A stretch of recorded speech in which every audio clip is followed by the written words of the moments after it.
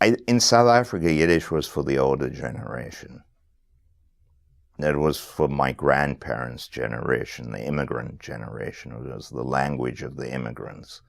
Definitely wasn't the language that my parents spoke to their friends, or they spoke, or that generation spoke to my generation. That it was the past. It was there could have been some diehards, but to speak broadly, generally, it was the language of the immigrants. And the same thing in Israel as well. In Israel, I think more than just the generation of immigrants that came from Europe pre-state Israel, it was also the language of the survivors of the Holocaust, of the tragedy.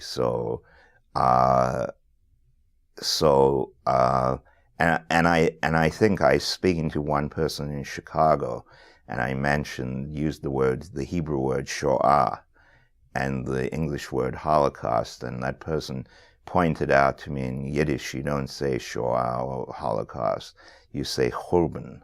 And I think that, which means destruction, and I think that really is an apt word in terms of the relationship to Yiddish in Israel. It was looked upon as the language of the Khurbn.